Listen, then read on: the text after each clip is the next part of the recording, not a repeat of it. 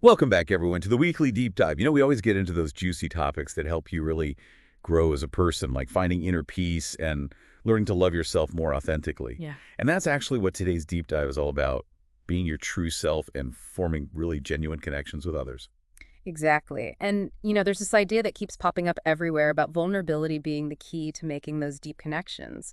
So we decided to check out this Psychology Today article that really digs into this whole vulnerability thing. It's called Building Authentic Connections, Embracing Vulnerability. I like that title, Embracing Vulnerability. Yeah. Because honestly, it can be kind of scary to really let people see all of you, warts and all. What if they don't like what they see?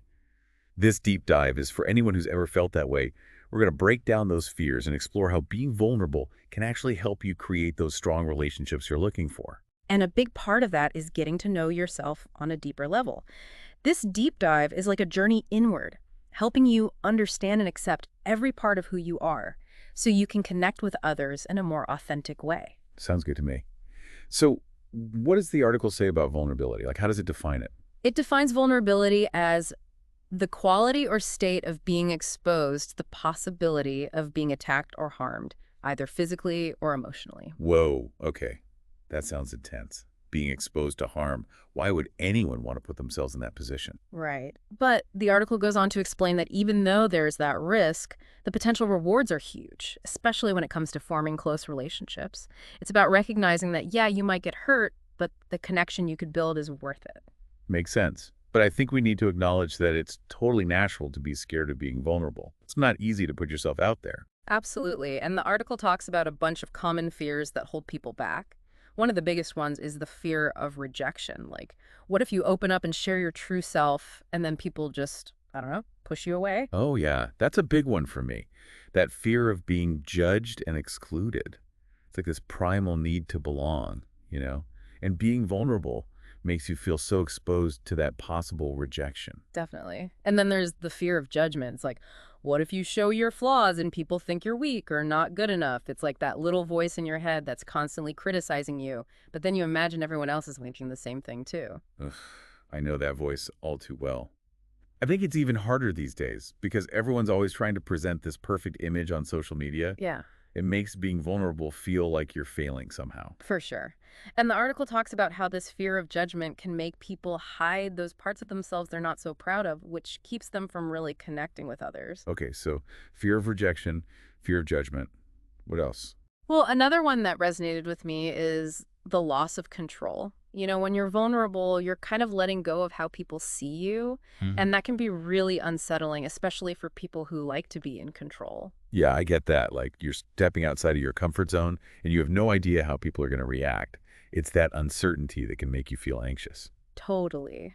And the article uses this phrase that I love, vulnerability hangover. It's that feeling of regret you get after being vulnerable, like, oh, why did I say that? Or what will they think of me now? Oh my gosh, the vulnerability hangover. I know exactly what you mean. It's like you're replaying the conversation in your head, wondering if you shared too much. Yep. And then there's self-protection, which is basically the belief that if you're vulnerable, you're making yourself a target for people to take advantage of you. And the article points out that this often comes from past experiences where someone's been hurt after opening up. That makes a lot of sense, right? If you've been burned before, it's natural to want to protect yourself from getting hurt again. It's like you Yeah. build up these walls to keep people out. Exactly. But the thing is, those walls can also keep out the good stuff, like the close connections we're talking about. And the last fear the article mentions is cultural and social conditioning. Like how society tells us we have to be strong and not show too much emotion. That's a really important point. Like, there are definitely unspoken rules about who's allowed to be vulnerable and who isn't. The article talks about how certain groups, especially marginalized groups, might feel even more pressure to appear strong and hide their vulnerabilities. It's like they're being told they don't have the right to be vulnerable, which is just not fair. And it can keep people from getting the support they need. So we've talked about all these fears that can get in the way, but the article doesn't just leave us there, right? It also talks about the amazing benefits of vulnerability, even though it can feel scary. Oh, absolutely. And one of the biggest benefits is deeper connection. The article says that when you're vulnerable, You create this space for real intimacy and understanding. You allow people to see the real you, and that allows them to connect with you on a much deeper level. I love that. It's like instead of just scratching the surface, you're letting people in and showing them who you really are, flaws and all. And when you do that, it gives other people permission to do the same. It's like you're saying, hey, it's okay to be yourself around me. And that leads into the next benefit, which is authenticity. When you're vulnerable, you're basically showing your true self, and that encourages honesty and trust in the relationship. Totally. It's like you're building this foundation of trust where everyone feels safe to be themselves. And here's an interesting one. The article says that vulnerability can actually help with conflict resolution. Yeah, because when you can communicate openly and honestly about your feelings, even the difficult ones, it makes it easier to work through disagreements. You're not hiding anything, so there's less room for misunderstandings to fester and grow into bigger problems. That makes a lot of sense. You're basically tackling issues head on with all your cards on the table.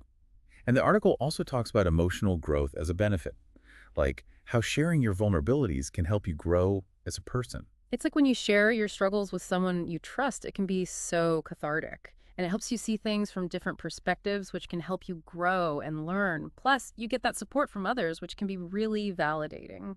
Definitely. And the last benefit the article mentions is growing your support network. Like when you open up about your struggles, it allows the people who care about you to offer their support. And that can make you feel less alone and more connected. It's like you're building this community of people who get you and have your back. And knowing you have that support can make you feel stronger and more capable of facing challenges. So all of this sounds great, but I'm sure some people are listening and thinking, okay, I get it, vulnerability is good, but how do I actually start doing it? That's a great question. And luckily, the article gives some practical steps to get you started. The first one is all about forgiveness, which might seem a little out of left field, but it makes sense. How so? Well, the article says that holding on to past hurts and resentments can really block you from being vulnerable in the present. So forgiving people who have hurt you, even if it's just forgiving yourself, can create space for you to open up to new experiences and relationships. That makes sense. It's like you're letting go of that baggage so you can move forward. What's the next step? The next step is taking small risks. It's about starting small and gradually stepping outside of your comfort zone. Like maybe you share something a little personal with a trusted friend and see how it goes. So it's not like you have to suddenly bare your soul to everyone. Exactly. It's about easing into it and building your confidence over time.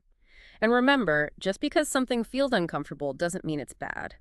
Sometimes the things that scare us the most are the things that help us grow the most. That's a good point. So start small. What else?